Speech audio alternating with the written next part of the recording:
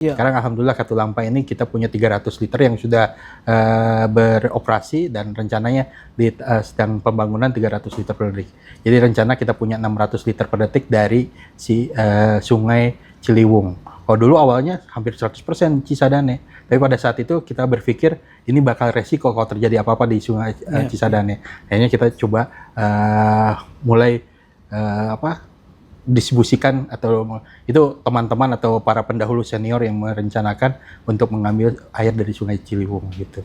Nah, problematika itulah yang terjadi karena kita gravitasi, kita hanya tergantung sama tekanan yang diberikan oleh tinggi rendahnya wilayah itu yang harus kita manage lah. Makanya kita mulai membuat manajemen tekanan.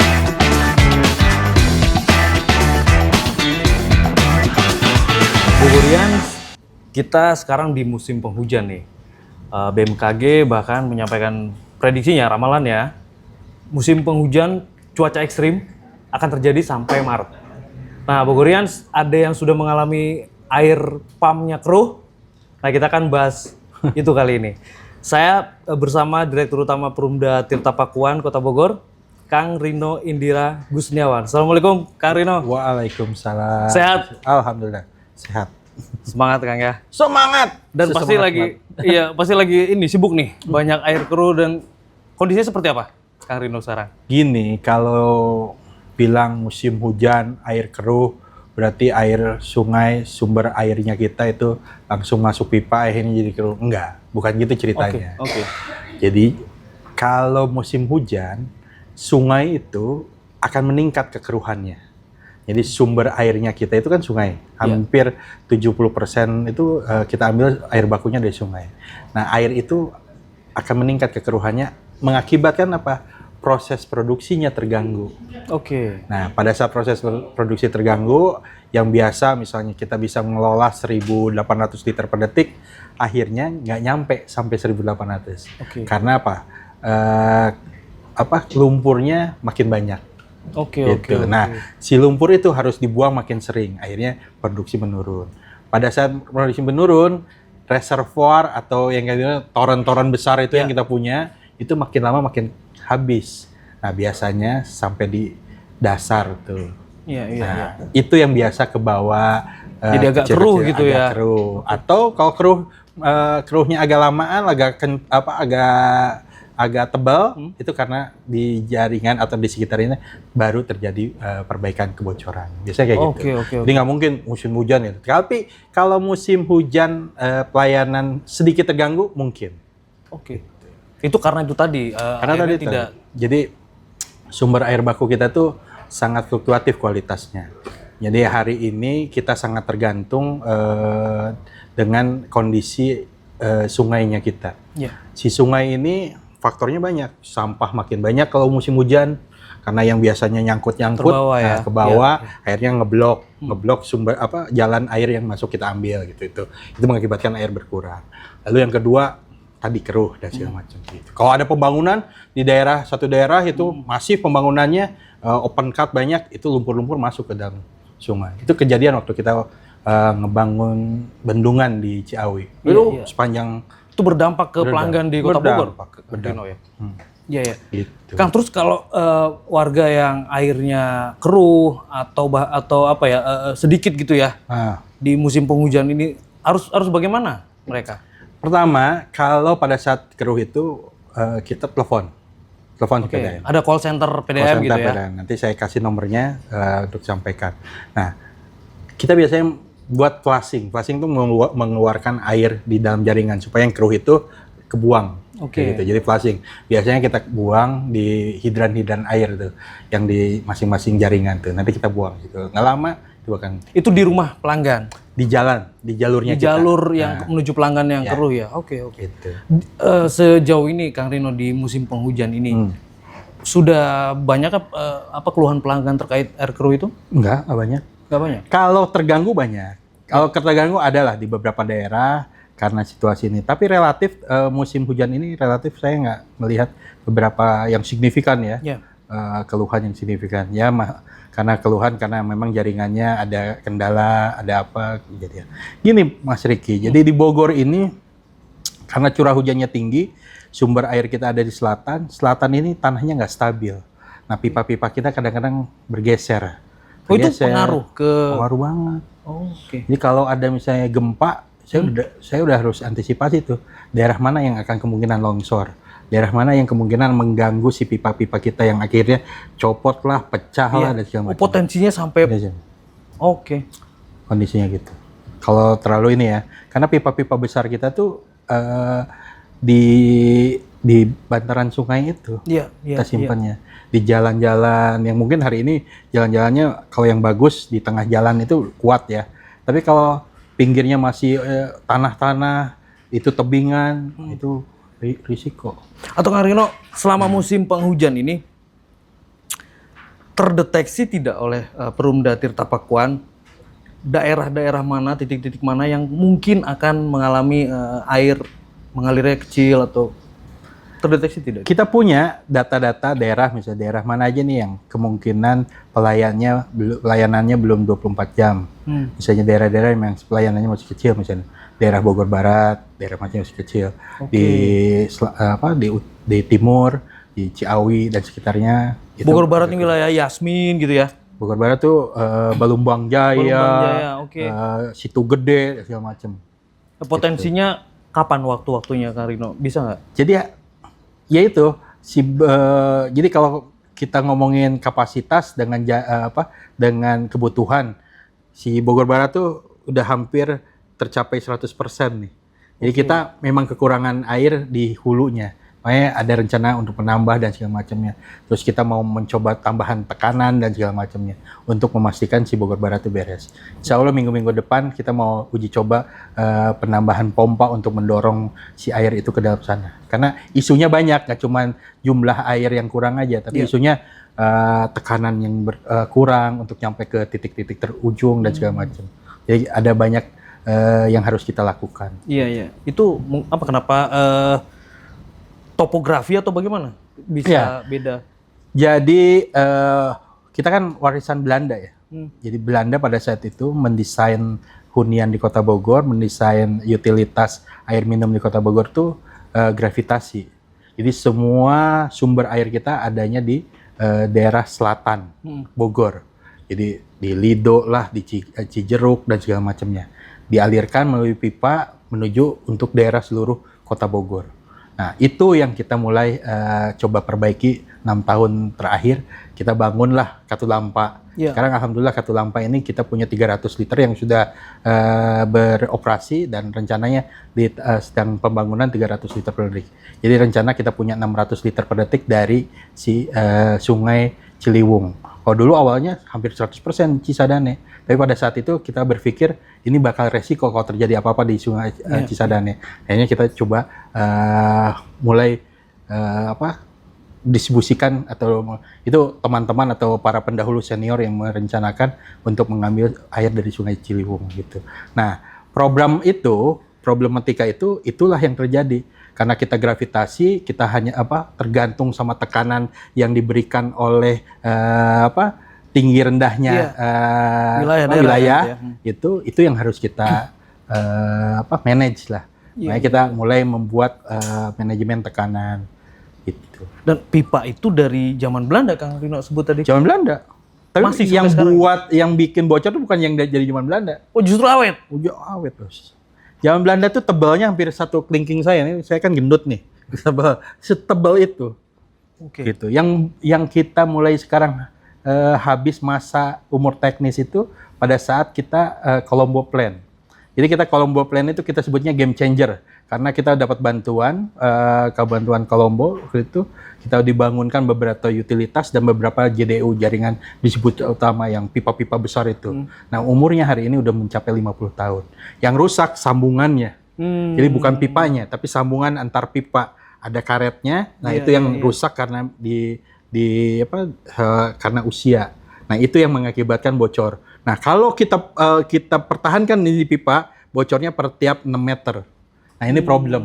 Gitu. Makanya kalau lihat hari ini bocor sini, besok Iya, bocor di iya, sini, iya. besok bocor di sini, nah, di jalur yang sama gitu ya. Itu di jalan biasanya itu kan Ya, kebocoran. ini sekarang yang kejadian ini di Muslihat tuh. Kalau Oke. lihat per bulan Desember ini ke Muslihat ada pipa-pipa tua. Nah, itu yang mengakibatkan banyak bocoran, banyak aliran terganggu di daerah Semplak, di daerah Kota Paris, Iya, iya. Semeru. Iya. Nah, itu terganggu. Insya Allah kita lagi bangun tuh, ganti replacement dengan pipa yang baru, HDPE yang baru. Oke. Gitu. Tapi semua nanti akan diganti ya. Ya tergantung uang. Insya Allah, kalau di rencana kita harus ganti semua. Tapi kan penggantian ini perlu investasi besar. Jadi kita menunggu lah. Insya Allah pemerintah dan pemerintah Kota Bogor dan Dewan DPRD Kota Bogor juga komit memberikan pernyataan modal untuk pembangunan infrastruktur untuk air minum untuk 3 tahun ke depan. Mudah-mudahan kita bisa bangun, kita selesaikan. Iya, amin. Ya. Dan ya semoga itu bisa menjadi jawaban keluhan pelanggan juga. Ya.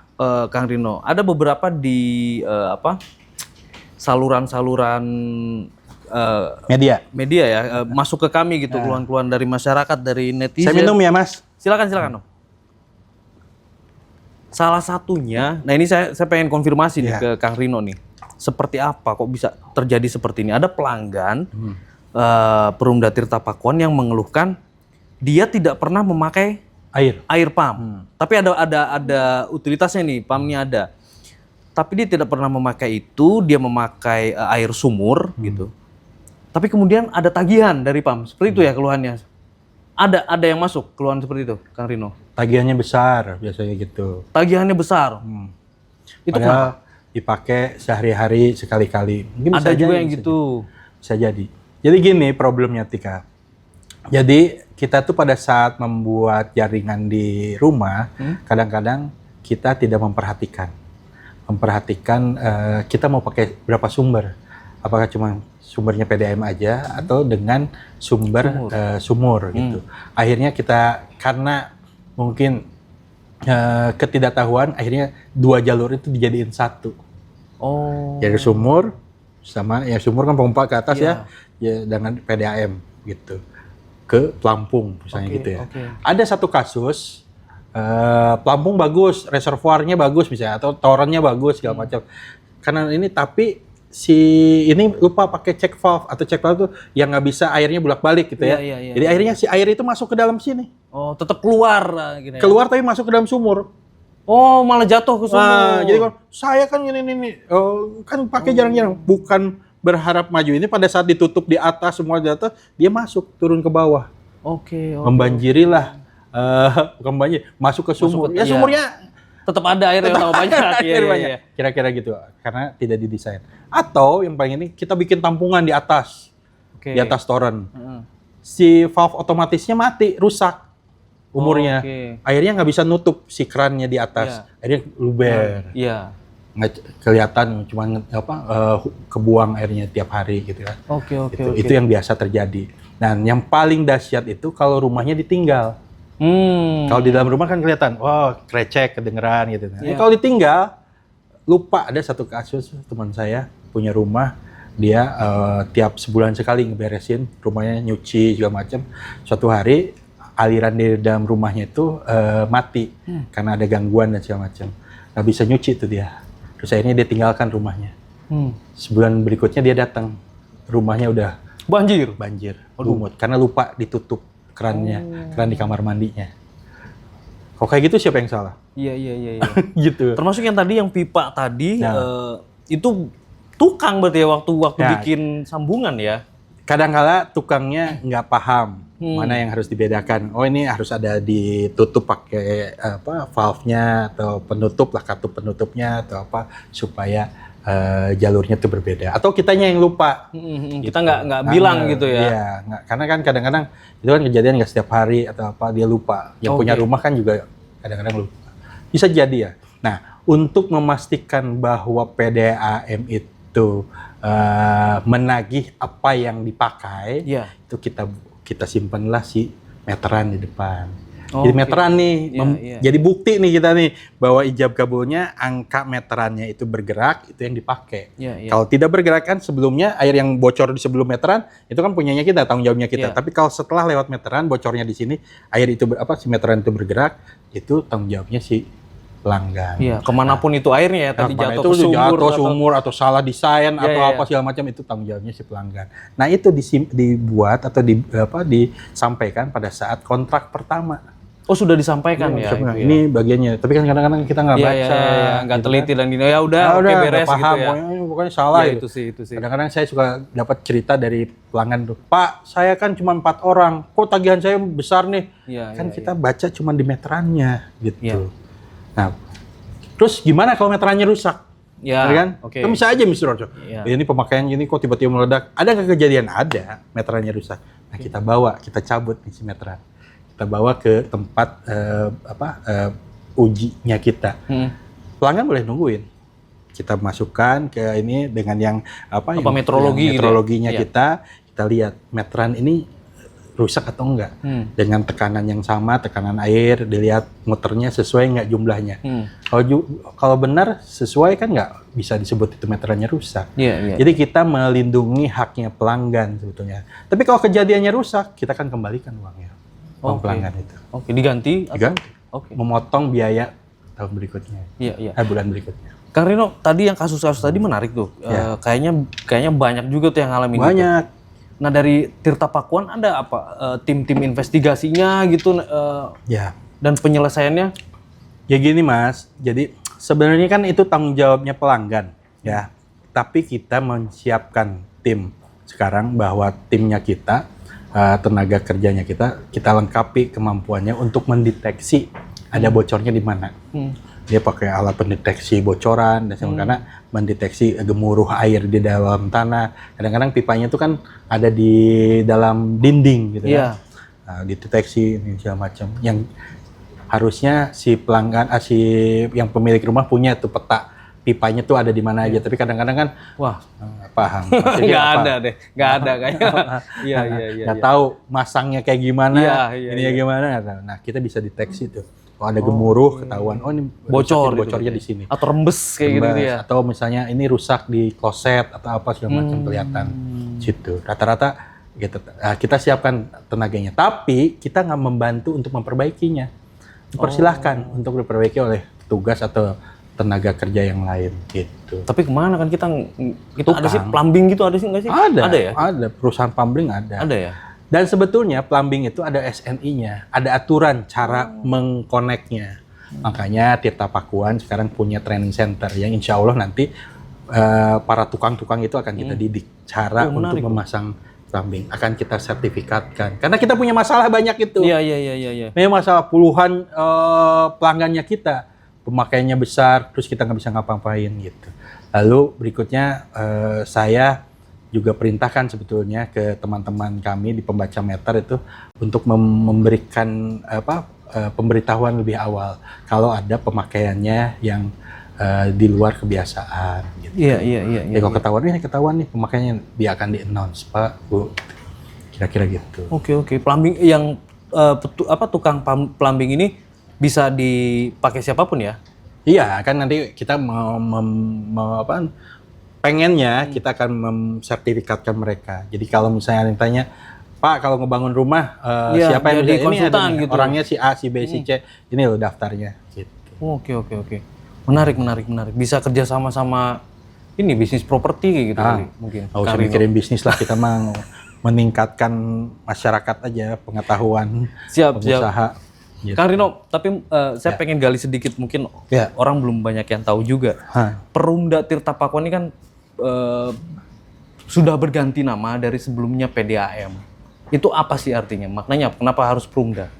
Jadi gini, kalau dulu peraturan menteri yang terdahulu mengatur bahwa perusahaan daerah bahwa daerah itu boleh mendirikan perusahaan yang disebut perusahaan daerah. Maka keluarlah PD, perusahaan daerah. Bisa PD Jaya, PD apa, kalau pasar, PD apa segala macam. Perusahaan daerah. Ciri khas sebagai perusahaan daerah. Tetapi eranya dirubah sekarang bahwa milik daerah itu atau milik pemerintah itu hanya dua untuk daerah itu, yaitu Persiroda, perusahaan Persiroda dan Perumda. Persiroda itu sama dengan PT, tapi da-nya daerah. Tuh. Kalau Perumda sama dengan Perum kalau di tingkat BUMN, tapi ada daerahnya. Jadi dua. Bedanya apa sih? Bedanya kalau Persiroda berdasarkan saham-saham, kayak PT lah gitu. Si pemerintah ini punya saham sekian. Kalau dua pemerintah jadi sahamnya si kabupaten sekian, kota sekian misalnya gitu. Itu Persiroda. Tapi kalau Perumda mutlak satu pemiliknya, biasanya kayak gitu. Pemerintah daerah pemerintah daerah si A misalnya, atau kayak sekarang Kota Bogor ya. Nah dulu pada saat kita mau mengganti nama tersebut, ada pemikiran-pemikiran. Kenapa nggak pakai Persiroda aja buat air minum? Kenapa nggak harus? Di beberapa daerah pakai Persiroda. Kayak Depok itu Persiroda Depok gitu ya. Terus di Mataram Persiroda karena dua daerah gitu. Di beberapa daerah ada. Tapi waktu itu kami berembuk akhirnya memutuskan memakai Perumda. Karena apa? Karena air minum ini adalah tugas pemerintah daerah. Notabene sebenarnya tugas pemerintah dan tugas negara sebetulnya menyediakan air untuk masyarakat. Karena ini kebutuhan dasar gitu. Nah, karena kebutuhan dasar dan harus dikerjakan oleh pemerintah daerah, menurut saya peran dari pemerintah daerah itu harus lebih dominan. Maka kita lebih cocok ke Perum. Makanya dibuatlah Perum. Berarti termasuk di era Kang Rino itu? Ya, di era saya sekitar tahun 2000 berapa ya? 19 mungkin ya. Iya. Terus kalau bicara hak dan kewajiban pelanggan ini kadang kan masih bingung. Iya. Itu seperti apa sih? Pemerintah Bogor itu mungkin yang terdepan mengatur, melindungi hak-hak pelanggan PDAM. Maka kita punya yang namanya Perda Pelayanan. Kita buat. Itu Perda itu kan hasil rembukan antara pemerintah, yaitu pemerintah Kota Bogor, yaitu Perumda ini dan pemerintah serta DPRD, representasi dari dari masyarakat. Nah, kita buatlah itu Perda Pelayanan. Kita buat sedetail mungkin pelayanan, apa hak dan kewajibannya kita. Misalnya haknya mereka mendapatkan pelayanan yang baik, bila pelayanan lebih dari 3 hari telat apa sih, dibuatlah di situ. Kita terbuka lah terkait itu, karena dikritisi pula oleh DPR ya kita gitu ya, hak dan kewajiban, termasuk tarifnya. Aturan ini kena tarif sekian, ini berapa. Kalau nilai ditentukan oleh kepala daerah. Tetapi aturan denda ini harus boleh denda atau tidak, ini segala macam itu. Dan kita beda-beda kan? Tarif tiap daerah kan beda. Tarif itu beda-beda kan? Tiap daerah beda hari ini. Tiap daerah beda dan golongan apa? Golongan gitu. Nah, azas untuk tarif itu kan keterjangkauan. Dan keadilan gitu ya. Jadi keterjangkauan dan keadilan karena ini kalau kita samakan semua, maka yang kaum yang kurang mampu itu nggak bisa mendapatkan kebutuhan dasar. Padahal ini kebutuhan dasar. Maka dibuatlah pengaturan tersebut. Gitu. Oke. Jadi kalau orang bertanya-tanya, kok beda ya? Ya karena itu tadi. Karena untuk keadilan dan ini. Iya. Dan itu tadi sudah disebut sumber air kita tuh ada 2 sekarang ya, Kang Rino ya, di Sungai Cisadane dan Ciliwung ya. Jadi PDAM Kota Bogor atau Perumda Tirta Pakuan Kota Bogor itu memiliki 2 sistem pengolahan air, yaitu water treatment plant atau instalasi pengolahan air yang air itu dari sungai kita buat, ataupun yang spring water atau mata air. Nah, kita masih punya mata air, tapi nilai kuantitinya nggak banyak gitu. Nah, kita 2 itu yang kita sistem. Nah, untuk sumber air, sumber sungai kita punya 2 sungai. Sungai Cisadane dan Ciliwung. Dengan 2 karakter yang berbeda. Oke. Kang Rino. Ya. Bicara inovasi, pelayanan seperti apa sekarang? Apakah sudah ada inovasi yang memudahkan pelanggan untuk membayar atau mengetahui informasi-informasi? Gini ya, Kota Bogor ini kan dekat dengan ibu kota. Ya. Karena pelayanan kita ya cukup baik. saya bisa sampaikan cukup baik karena kita tahu lah kelemahannya kita tuh tidak seperti daerah-daerah yang lain gitu ya. Kehilangan air kita cukup di bawah rata-rata nasional, terus kontinuitas pengaliran juga baik, tidak ada hanya 23 jam sekian menit, sedikit lagi 24 jam full gitu ya. Tapi demand ini terus ingin naik gitu ya. Hasrat untuk terus untuk memperbaiki kualitas pelayanan itu terus hasratnya tinggi, keinginan dari si pelanggan itu. Tahunya dari mana? Nah, tiap tahun kita lakukan survei. Survei kepuasan pelanggan agar kita tahu apa sih yang diinginkan sama pelanggan. Saya nggak akan mungkin buat inovasi tanpa yang diinginkan oleh pelanggan. Benar nggak? Kamu bazir, Bos. Iya, betul, kan? Betul. Kayak misalnya saya berkeinginan membuat air siap minum langsung tap water gitu kan, kayak di luar negeri gitu. Pada saat kita survei, mereka belum percaya bahwa air PDAM itu bisa langsung diminum. Terus saya tanyakan, karena ini tambahan investasi dan biayanya nambahnya lumayan besar. Mau nggak kalau harganya kita bedakan gitu? Kita punya tuh daerah yang bisa dari keran langsung ya. Kita bisa ada daerah tuh, waktu itu kita sebutnya daerah ZAM, zona air minum. Di satu daerah yang kita close benar-benar kita hitung bahwa itu memang layak untuk langsung diminum. Tapi ternyata pelanggan kita belum mau. Mereka masih ingin menggunakan air PDAM itu dimasak dulu. Kalaupun ada penambahan hanya sedikit yang mau. Nah, ini kan kerepotan buat kita. Nah, kami daripada berinvestasi tapi demand-nya kurang bagus, akhirnya kita mulai tingkatkan kualitasnya, tapi kita mulai berinvestasi di tempat lain. Apa sih yang mereka perlukan? Ternyata mereka lebih senang bahwa air itu tekanannya bagus, air itu ngocor 24 jam, air itu bersih. Itu dulu deh kali itu. Jadi yang itu dulu kita ke arah sana. Terus yang kedua, mereka nggak mau datang ke kantor kalau komplain, pengen online. Kita siapin tuh. Ada ya? Sekarang kalau ngetik di sosmed Tirta Pakuan langsung disamber. Samber sama ini petugasnya ya? Kita mau di Twitter ya, di Facebook, di Instagram, kita itu websitenya kita perbaiki dan segala macam. Karena itu kebutuhan dari itu. Pasca pandemi itu kita sebut ada kebiasaan shifting. Jadi perubahan customer behavior ke arah sana gitu. Makanya Mas Riki mungkin kaget bahwa pembayaran kita ini sekarang semuanya online. Hampir rata-rata 90% online. 90% hanya 10% yang loket berarti udah nggak ada yang ini. 10%, Bos. Oke. Kalau dulu saya masuk ke PDAM tuh sekitar tahun 2016 2007, kita tuh tiap hari dapat uang tuh numpukan, Bos. Iya. Wah, masuk brankas tuh sampai deg-degan kita kan, wah ada uang hari ini nol. Kita nggak punya uang di brankas karena semuanya online. Kita bisa ngecek uang tuh masuk saat itu. Clear jadi semuanya gitu. Iya. Ada beberapa kas yang kita pegang tapi nggak terlalu besar.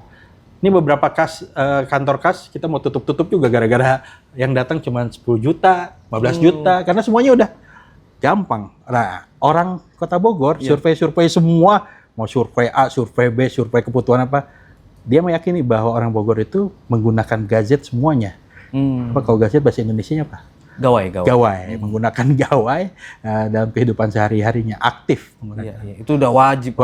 Jadi semua. Dan mereka melek teknologi dan terbiasa beli shop online apa-apa gitu. Kak Rino, saya tadi sedikit tertarik ke air minum. Air siap minum. Kita akan ke sana nanti.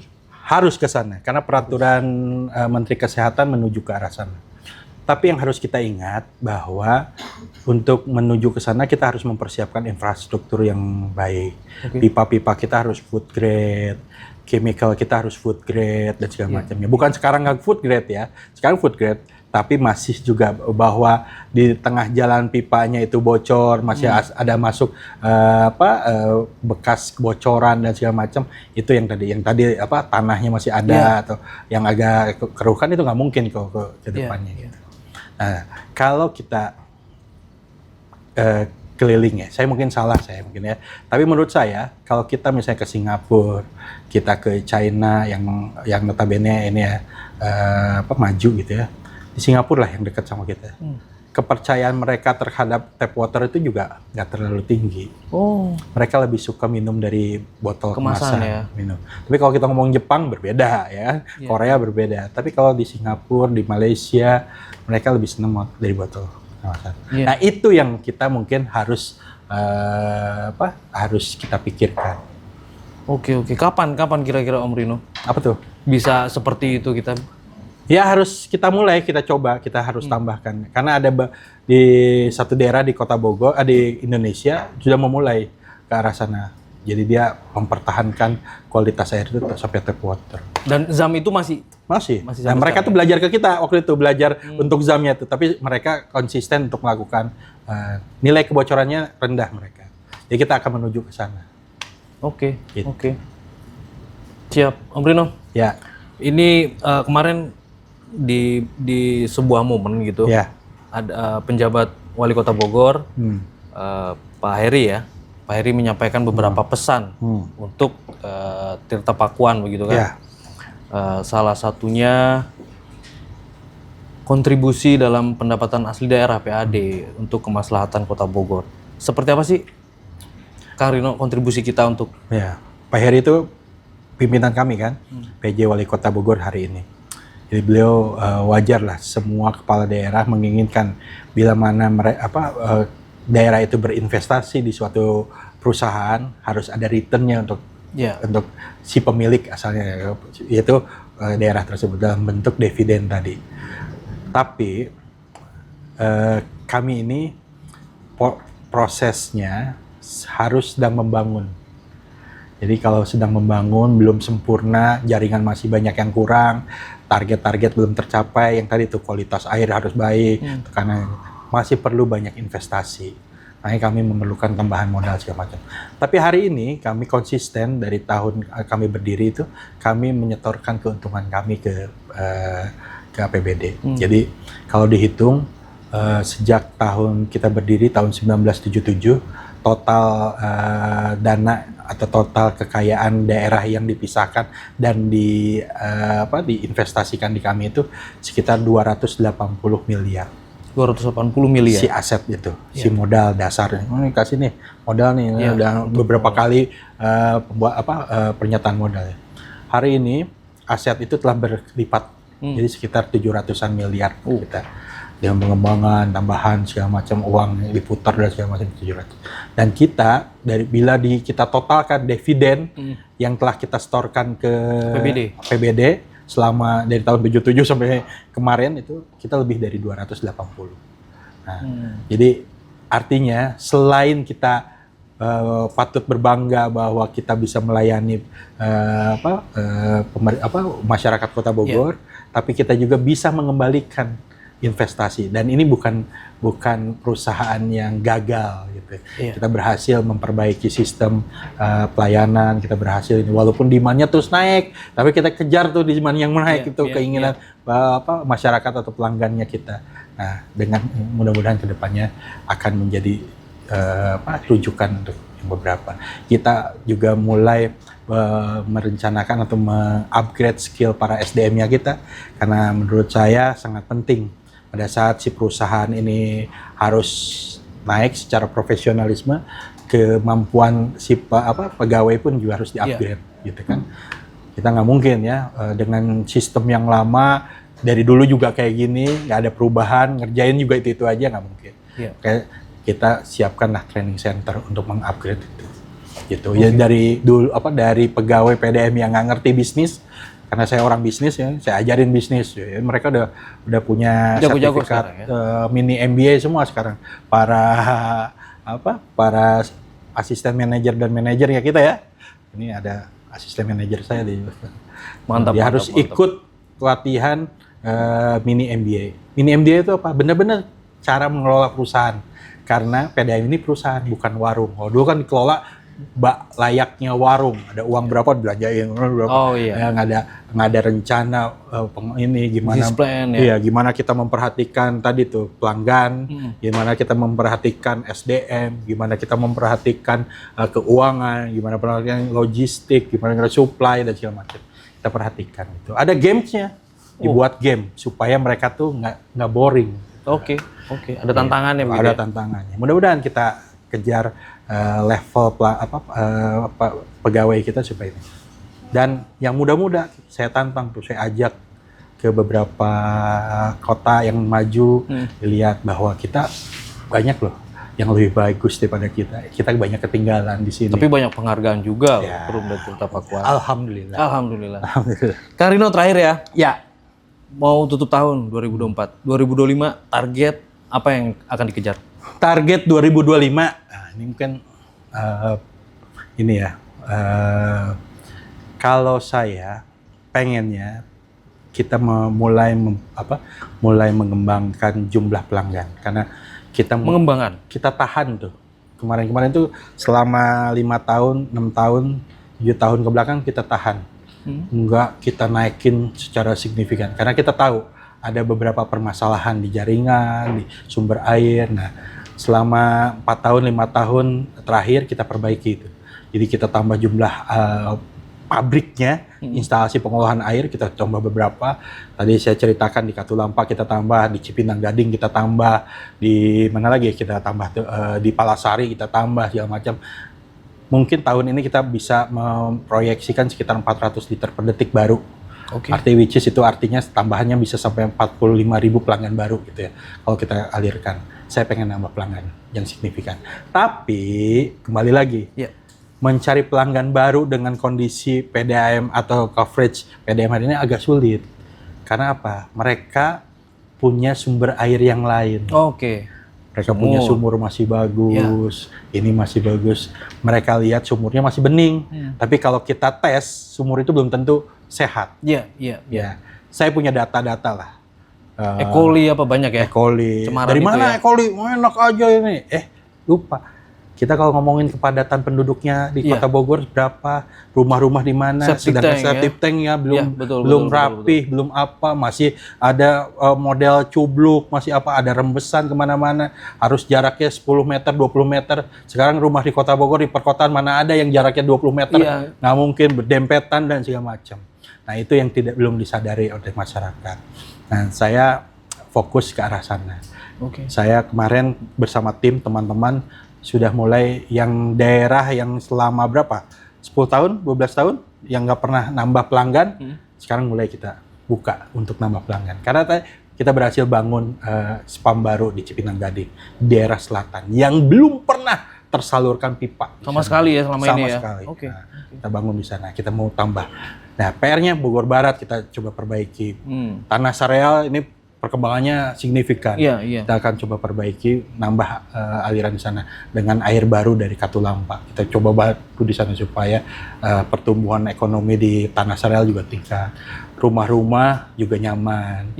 Karena di sana juga perlu rumah. Banyak properti baru ya? Banyak properti berseberangan. Dan kita mulai gagas kerjasama dengan Kabupaten Bogor. Nah itu yang ditunggu tuh. Ya, karena Kabupaten Bogor juga kan kalau kita bayarin ini kan kita kayak ceplok telur, kita kuningnya, Kabupaten Bogor yang putihnya, gitu kan. Nah kita coba kerjasama di border area itu. Cilebut, Kang Rino. Waduh. Kebetulan saya warga belum masuk itu. Ya udah ada pembicaraan dengan Kabupaten Bogor untuk wilayah Cilebut, tapi nunggu beliau ada beberapa skema.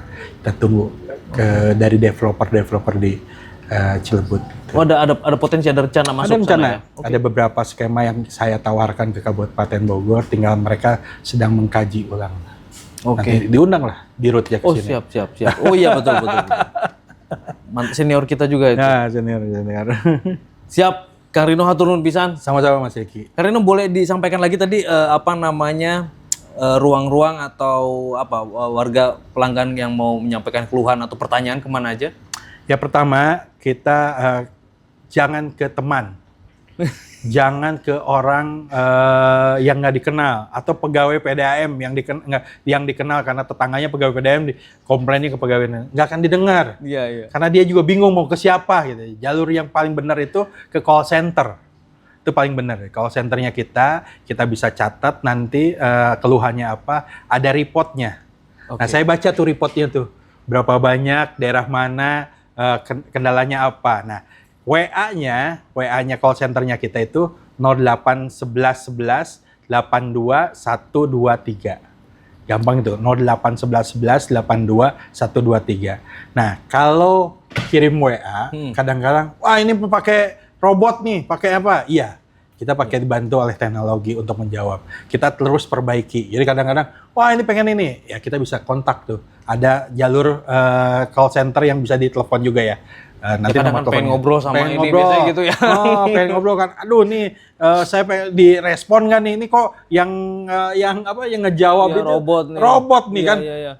Ditanya ini jawabnya apa? Ya kita akuin lah bahwa robotnya kita belum sesemut kayak gitu ya. ChatGPT yang menjawab semua, tapi insya Allah kita terus improve. Dibaca. Nah, kita bisa telepon langsung ke 0251 832 41-nya 3 kali. 0251 832 41-nya 3 kali. Nanti tolong simpan. Nah, di situ bisa kita siapkan call center 24 jam. Untuk menjawab 24 jam ya? 24 jam. Bergilir menjawab pertanyaan-pertanyaan. Jadi kalau rata-rata, dan itu dipantau terus sama saya karena hasil laporannya itu akan report ke saya. Jadi saya bisa baca daerah mana yang hari ini tiba-tiba melonjak keluhannya. Berarti ada masalah. Tapi kalau satu di sini, satu lagi di daerah mana, satu lagi ini ada masalah di rumahnya. Nggak kan mungkin pipa itu loncat kan? Iya, betul. Nggak mungkin. Betul. Jadi pasti ada masalah di rumahnya. Kadang-kadang yang lucu kadang-kadang dia lupa buka kerannya. Oh, udah teriak yang di mati, depan, yang di depan kamar mandi mati nih, PDAM mati segala macam. Pas kita cek, ya Pak, ternyata lupa. Maaf. Kita udah kirimin orang buat ngecek mobil gitu. Tiba-tiba, tolong atuh, nanti ada ilustrasi nanti ya teman-teman bikinin tuh video-video pendek memberikan edukasi pada para pelanggan kita. Mudah-mudahan nanti disosialisasikan oleh Radar Bogor. Siap Amin, pasti.